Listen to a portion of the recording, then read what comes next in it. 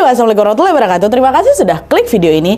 Wah, kalian tahu nggak kalau di dunia ini tuh ada satu tempat suci yang sejak ribuan tahun lalu nggak pernah sepi dari perebutan. Tempat ini tuh pernah berdiri megah di masa Nabi Sulaiman alaihissalam, tapi dihancurkan Romawi sampai rata dengan tanah dan pernah juga menjadi kiblat pertama umat Islam sebelum akhirnya dipindahkan ke Ka'bah.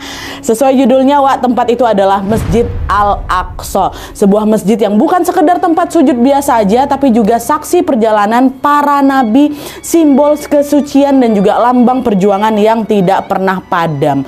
Dan menariknya lagi, Masjid Al-Aqsa ini berdiri di sebuah kota yang sudah ada ribuan tahun sebelum Masehi dan punya sejarah panjang di tangan bangsa yang berbeda-beda.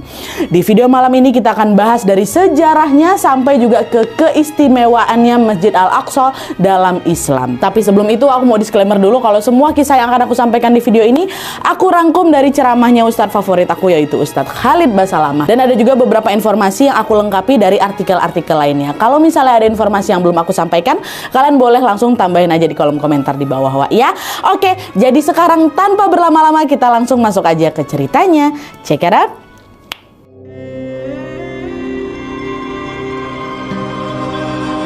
Oke, Wak, jadi Masjid Al-Aqsa ini adalah salah satu masjid yang paling bersejarah dalam Islam. Tapi sebelum kita bahas kenapa masjid ini sangat penting bagi umat Islam, aku mau ajak kalian mundur dulu ke belakang dan melihat bagaimana sejarah masjid ini bisa dibangun, Wak, ya. Dan yang perlu kita pahami di sini, Wak, definisi masjid kala itu tuh bukan berbentuk kubah atau menara atau tempat yang seperti kita tahu sekarang, Wak, ya, bukan. Dulu masjid ini tuh adalah bangunan sederhana yang dipakai hanya untuk bersujud kepada Allah Subhanahu wa taala. Jadi harus digarisbawahi di sini, Wak, ya. Jadi walaupun Islam belum ada pada masa itu, tempat ini sudah digunakan untuk tempat bersujud kepada Allah Subhanahu wa taala. Oke. Nah, selain itu, istilah Masjid Al-Aqsa ini juga baru dipakai di masa dakwah Rasulullah sallallahu alaihi wasallam, Wak. Tepatnya ketika Allah Subhanahu wa taala menyebutnya dalam surat Al-Isra ayat 1. Sebelum masa Islam, orang-orang menyebutkan kawasan ini dengan sebutan yang berbeda-beda juga sesuai zamannya. Nah, pada masa Nabi Adam alaihissalam sampai ke Nabi Daud alaihissalam, tempat ini tuh hanya disucikan saja. Jadi macam nggak punya nama khusus, ya.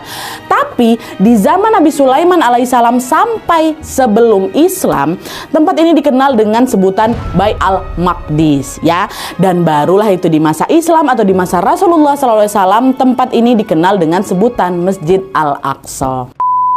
Nah, lanjut, Masjid Al-Aqsa ini berlokasi di kota Al-Qudus atau yang sekarang kita kenal sebagai Yerusalem.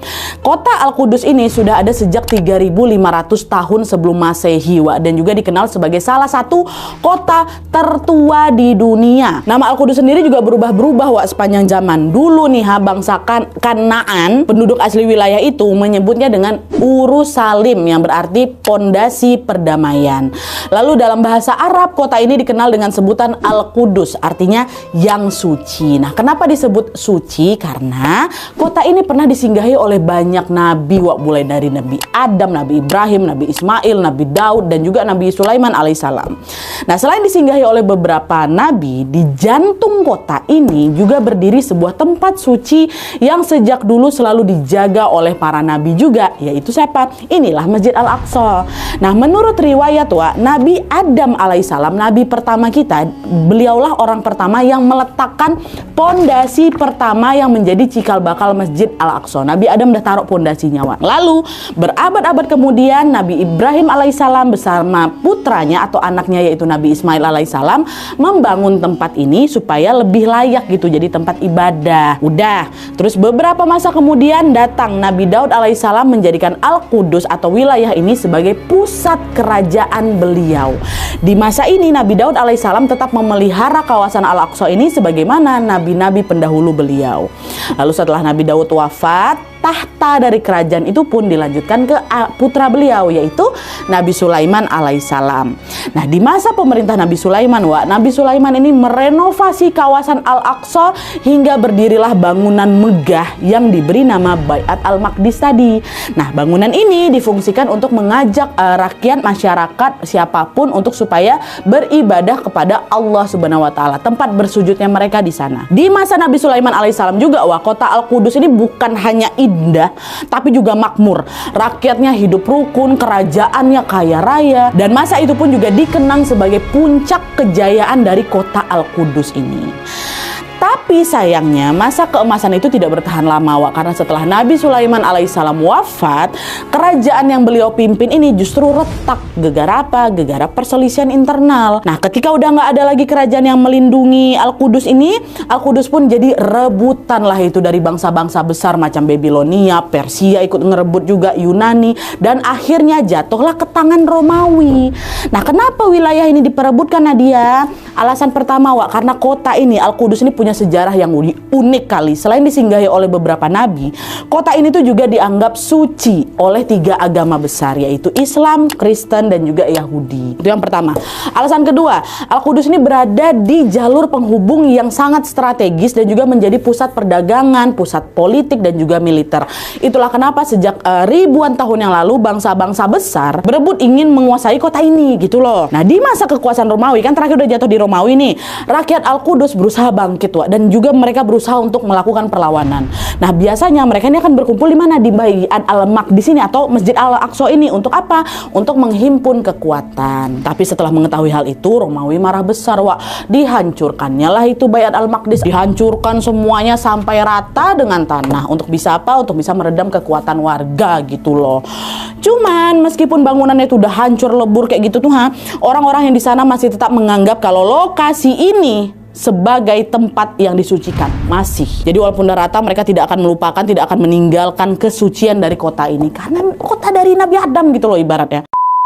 Dah, waktu pun berlalu sampai akhirnya memasuki abad ke-7 Masehi, Wak. Al-Qudus ini yang terakhir dia di Romawi kan, di masa itu jatuhlah ke tangan Persia setelah mereka berhasil mengalahkan pasukan Romawi. Tapi kekuasaan Persia cuma bentar di situ, Wak, karena tidak lama setelah itu pasukan Muslim dari Jazirah Arab pun mulai bangkit, udah mulai ramai, udah mulai mengumpulkan kekuatannya lagi ya kan. Mereka bangkit dan mereka mulai mau menguasai kembali Al-Qudus ya. Tapi sebelum masuk ke kisah penaklukan Al-Qudus oleh pasukan Muslim, Wak, aku mau ngajak kalian dulu untuk memahami kenapa Masjid Al-Aqsa ini begitu istimewa sekali di mata umat Islam, makanya mereka pengen merebut tempat itu lagi. Di segmen berikutnya aku akan bahas apa saja keistimewaan dari Masjid Al-Aqsa dalam Islam menurut hadis dan juga literatur Islam lainnya, Wak, ya. Ini masuk.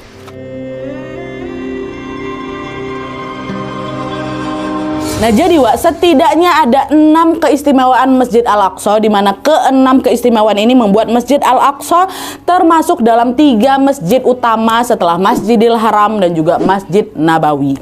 Keistimewaan pertama, Masjid Al-Aqsa ini adalah masjid kedua yang dibangun di muka bumi.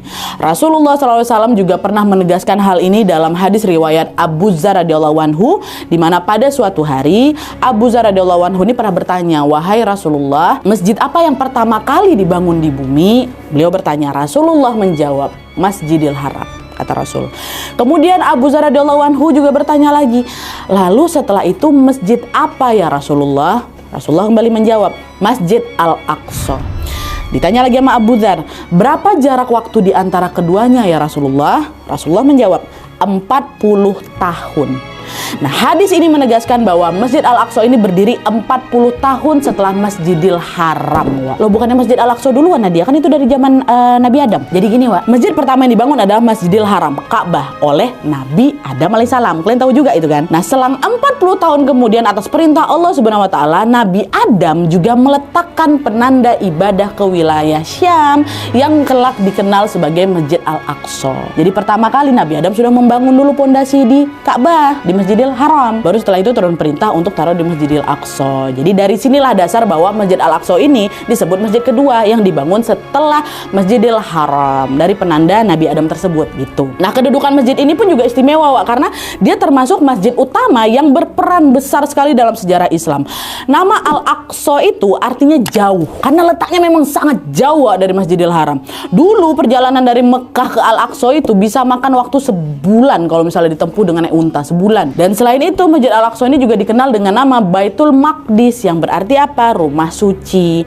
Tapi berbeda dengan Masjidil Haram, di Masjid Al-Aqsa ini tidak ada larangan khusus seperti macam menebang pohon atau juga memburu binatang, gitu nggak ada. Larangan itu cuma berlaku di Masjidil Haram aja. Karena apa? Karena wilayahnya memang sudah ditetapkan Allah Subhanahu wa taala sebagai tanah haram dengan hukum khusus gitu. Sedangkan Masjid Al-Aqsa nggak ada aturan khusus kayak gitu, Dah, itu yang pertama. Lanjut ke keistimewaan kedua. Masjid Al-Aqsa ini sangat luas dan setiap sudutnya berpahala, ya. Secara geografis Masjid Al-Aqsa ini terletak di kota Al-Qudus, Palestina. Lokasinya berada di dataran tinggi Moriah atau dikenal juga dengan sebutan Gunung Baitul Maqdis. Nah, Masjid Al-Aqsa ini memiliki luas sekitar 144 meter persegi atau 14,4 hektar. Nah, hal inilah yang menandakan bahwa Masjid Al-Aqsa ini bukan cuma sekedar bangunan berkubah abu-abu yang sering kita lihat di foto-foto aja, bukan.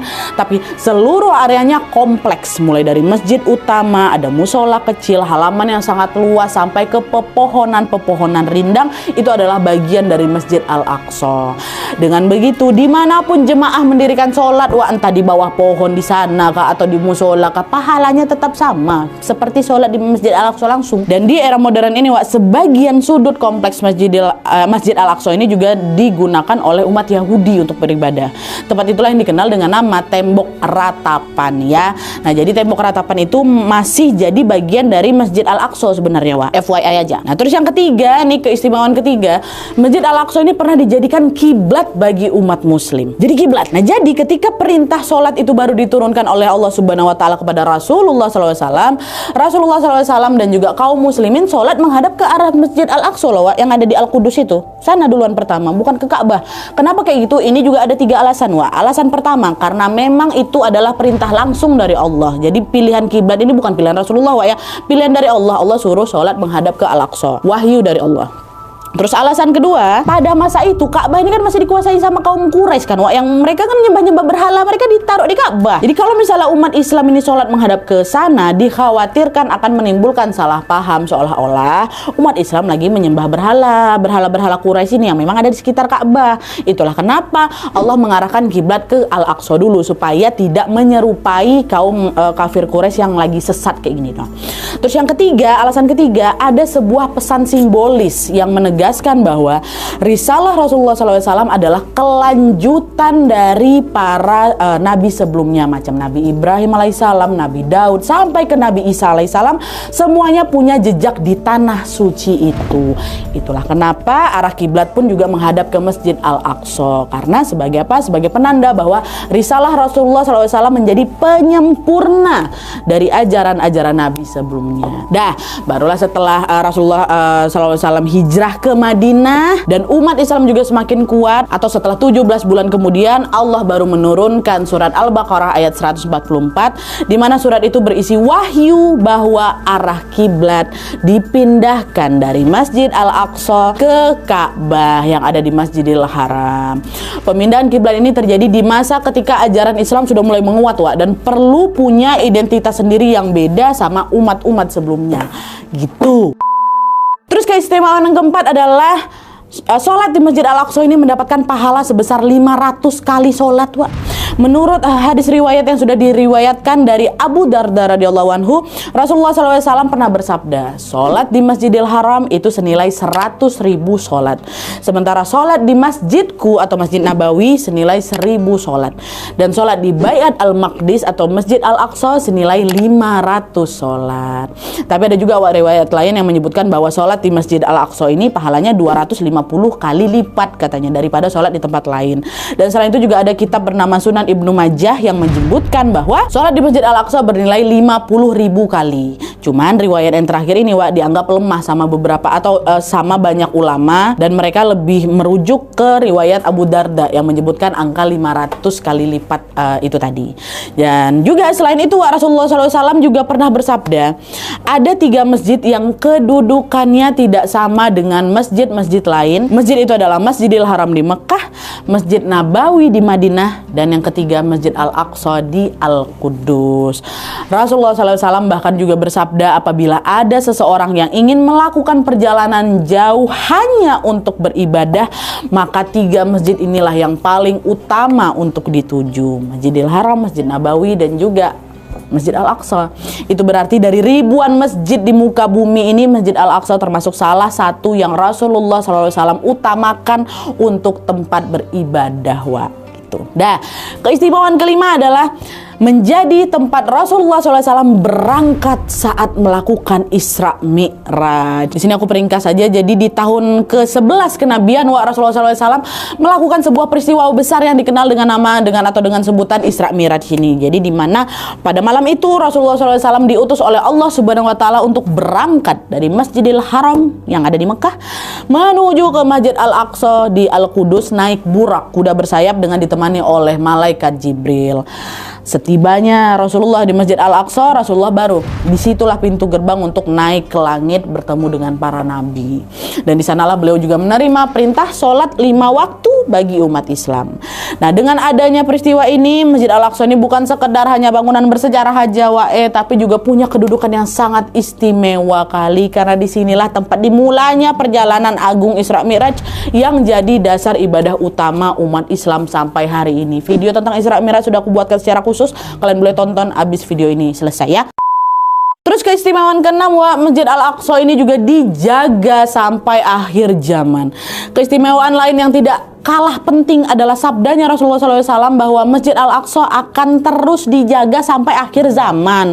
Dalam sebuah hadis sahih, Rasulullah SAW pernah bersabda, suatu hari nanti akan ada satu kelompok dari umat Islam yang berjuang di atas kebenaran. Mereka tidak akan bisa dikalahkan oleh siapapun hingga datangnya perintah Allah Subhanahu Wa Taala, yakni hari kiamat. Para sahabat bertanyalah ketika Rasulullah ngomong kayak gitu kan, di manakah mereka berada ya Rasulullah, kata mereka. Rasulullah menjawab, di Baitul Maqdis dan sekitarnya. Sabda Rasulullah SAW itu menandakan bahwa Masjid Al-Aqsa atau Baitul Maqdis ini akan selalu memiliki penjaga-penjaga yang setia, yang tetap mempertahankannya sampai akhir zaman. Dan gak cuma itu aja, Rasulullah SAW juga pernah memberi gambaran tentang betapa berharganya tanah di sekitar Baitul Maqdis. Beliau bersabda, akan datang suatu masa seseorang yang tinggal di sana tidak memiliki tanah lagi, kecuali sebidang kecil yang hanya sebesar tali sendal mereka. Tapi mereka tetap mempertahankannya hanya karena ingin melihat Baitul Maqdis. Lalu Rasulullah SAW menegaskan lagi, ketahuilah, tanah sekecil itu pun lebih baik daripada dunia dan seisinya. Masya Allah, merinding aku. Hal inilah yang menunjukkan bahwa tanah di sekitar Masjid Al-Aqsa itu bukan sekedar tanah biasa, melainkan tanah yang penuh berkah yang harus terus dijaga oleh umat muslim sampai hari kiamat tiba. Dan karena keistimewaannya itu begitu besar, umat muslim di masa Rasulullah SAW pun juga berharap bisa mengunjungi kota ini secara langsung.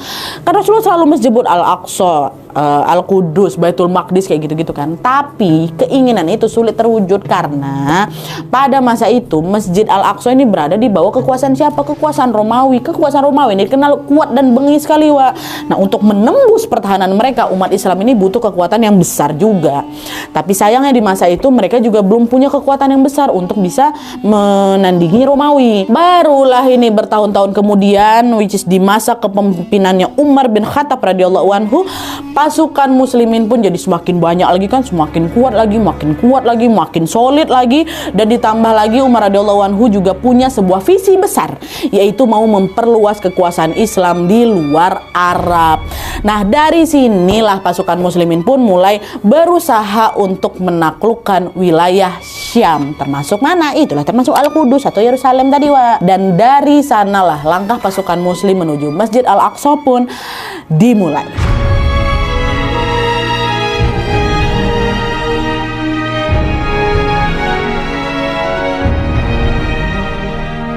Nah, masuknya pasukan muslimin ke Al-Qudus ini tidak terjadi secara tiba-tiba ya. Semua ini bermula dari sebuah perang besar, yaitu Perang Yarmuk di tahun 636 Masehi. Nah, pada saat itu pasukan muslim ini berhadapan langsung dengan kekuatan besar Romawi atau Bizantium ya. Dan atas izin Allah Subhanahu wa taala di peperangan itu kaum muslimin meraih kemenangan besar, Wak. Menang kaum muslimin.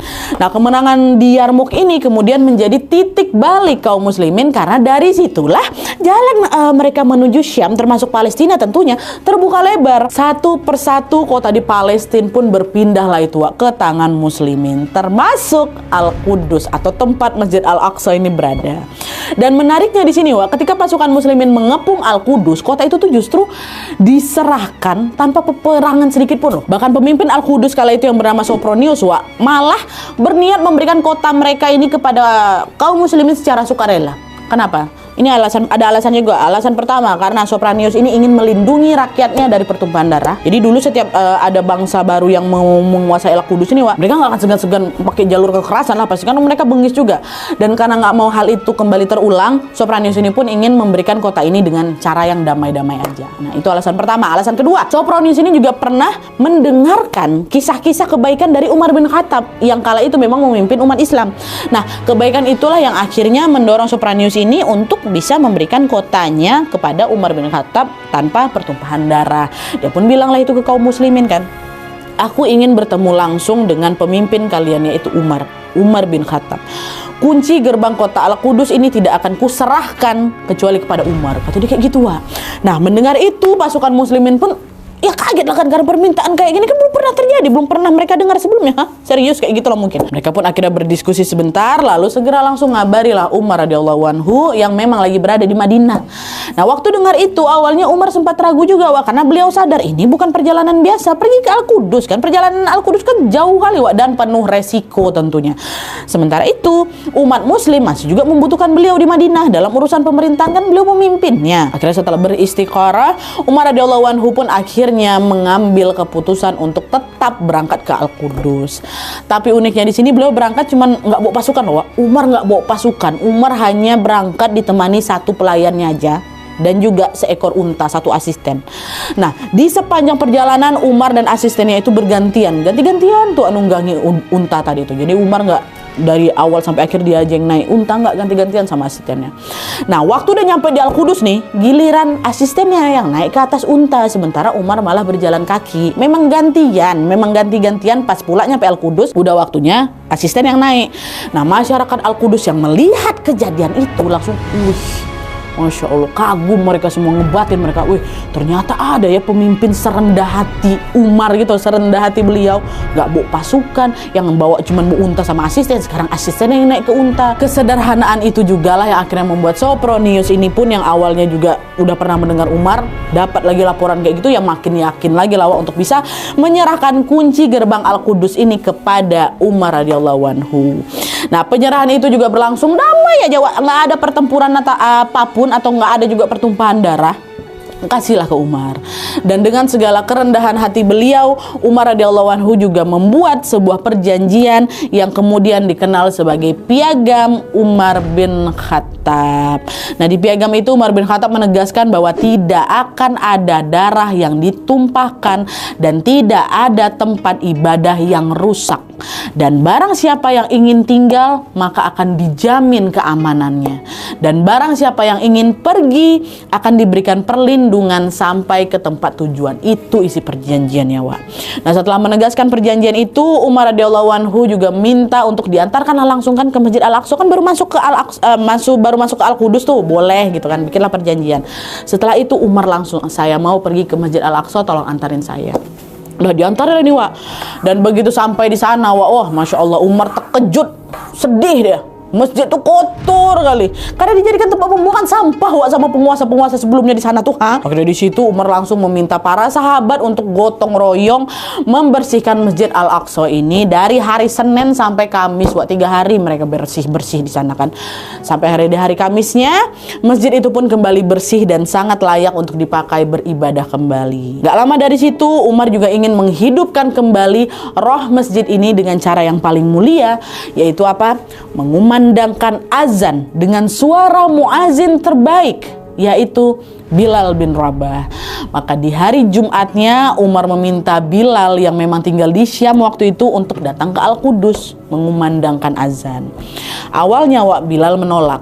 Kenapa? Karena setiap sampai di kalimat asyhadu anna Muhammadar Rasulullah, itu air matanya Bilal otomatis langsung tumpah meruah, Wak. Karena apa? Karena nggak tahan menahan rindu kepada Rasulullah. Tapi setelah diyakinkan lagi sama Umar radhiyallahu anhu, Bilal radhiyallahu anhu pun akhirnya luluh. Bilal langsunglah naik ke atas mimbar, dan dengan suara yang masih sama merdunya, beliau mengumandangkan azan di langit Al-Qudus.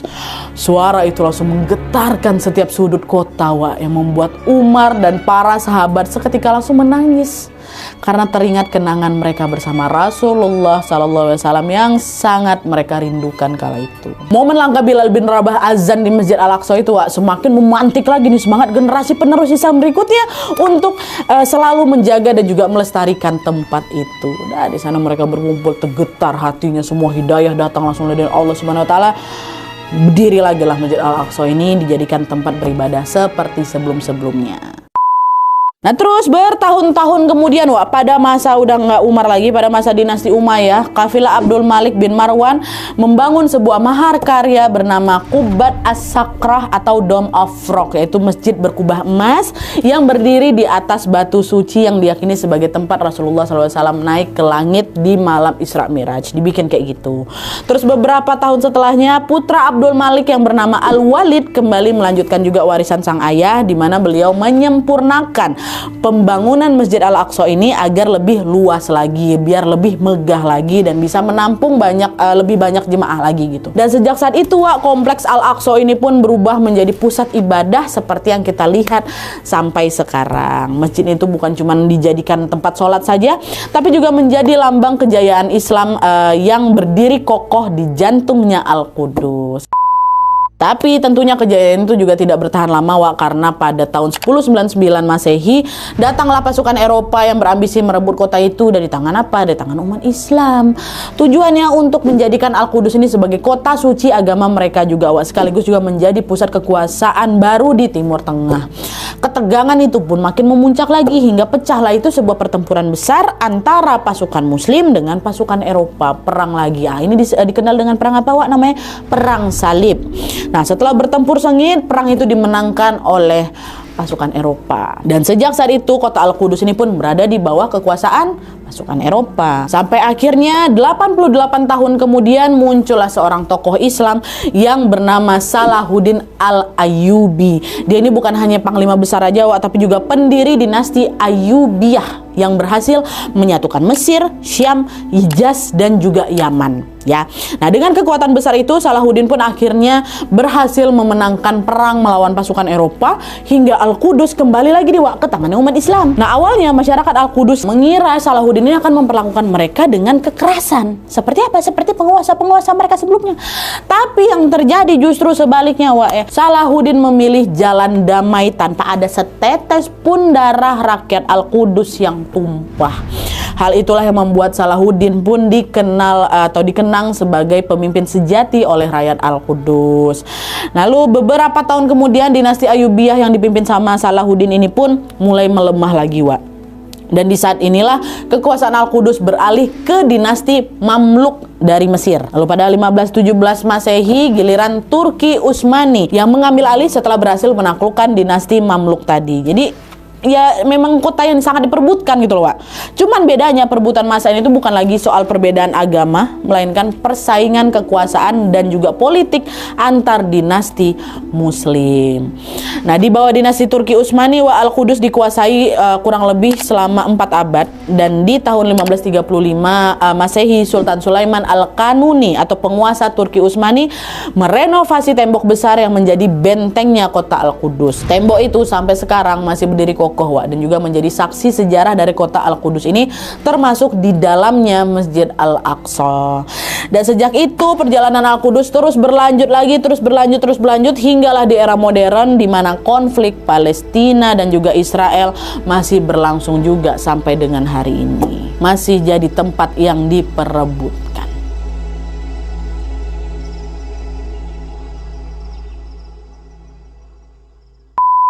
Oke Wak, jadi itu tadi sejarah panjang dari peristiwa besar yang pernah terjadi di Masjid Al-Aqsa yang berlokasi di kota Al-Qudus atau di Yerusalem. Dan sampai sekarang kota ini juga masih menjadi area konflik seperti yang kalian tahu semua antara Palestina, which is rakyatnya Al-Qudus yang asli, dengan bangsa Israel.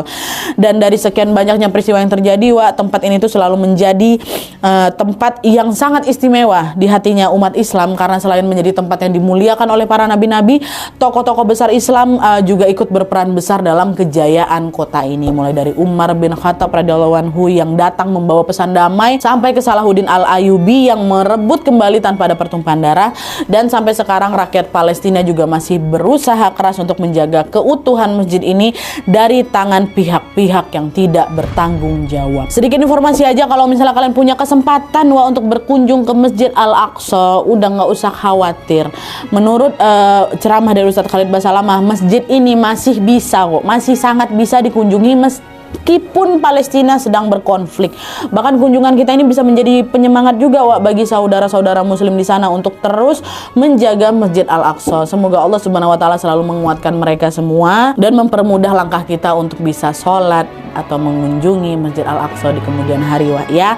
Amin ya robbal alamin. Oke jadi segitu dulu informasinya. Kalau misalnya ada informasi yang kurang atau misalnya ada informasi yang mau kalian tambahin, boleh langsung tambahin aja di kolom komentar di bawah. Terima kasih banyak sekali lagi sudah menonton. Kalau misalnya kalian suka video ini, klik like-nya, jangan lupa komen bawah untuk ide dan saran-saran untuk selanjutnya. Jangan lupa nyalain notifikasinya supaya kalian tahu kalau upload video baru, and as always jangan lupa untuk klik tombol subscribe supaya kalian sama-sama tahu informasi menarik dan menegangkan dari channel aku. See you next video, bye.